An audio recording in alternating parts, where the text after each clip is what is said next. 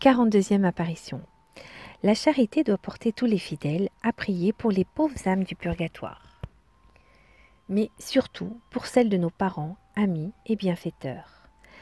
La reine Gude, épouse de Sanche, roi de Léon, nous en donna un bel exemple. Le prince venait de triompher d'une révolte et les rebelles étaient domptés. Mais leurs chefs, ne pouvant résister à la force, eurent recours à la ruse. Il vint se jeter aux pieds du roi et demanda son pardon qu'il obtint, puis prépara une horrible trahison. Il présenta au monarque un fruit empoisonné. À peine Sanche l'eut-il goûté que, se sentant mortellement atteint, il voulut retourner dans sa capitale, mais il mourut en chemin. Comment peindre la douleur de Gude? Elle ne cessait de pleurer cette illustre victime d'une si lâche perfidie. Mais comme elle était bonne chrétienne, elle s'employa à prier et à faire prier pour son royal époux. Le corps fut porté au monastère de Castille, où on célébra quantité de messes pour le défunt. La pieuse veuve ne voulut point s'éloigner des restes de son époux. Elle abdiqua sa dignité de reine et fut religieuse dans un couvent. La nuit, aussi bien que le jour, elle faisait monter au ciel les plus ardentes prières.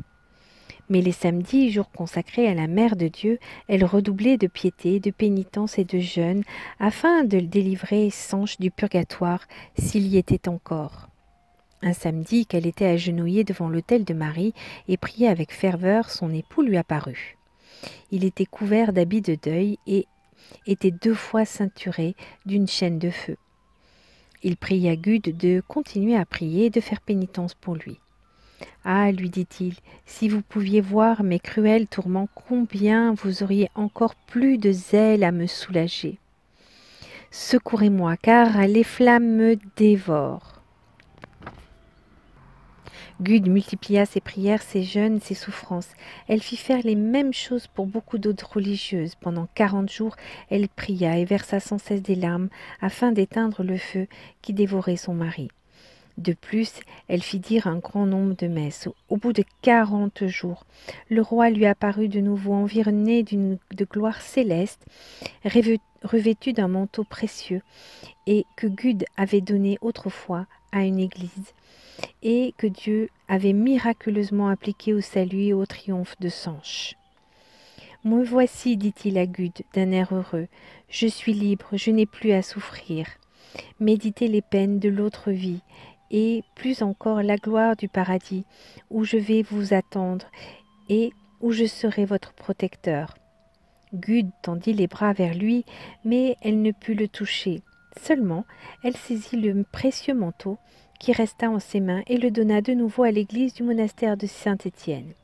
Il en était en effet disparu. Ce manteau fut conservé précieusement dans son monastère. L'abbé et les religieux en constatèrent l'authenticité et affirmèrent avec serment la véracité de cette histoire. À demain pour la suite des apparitions.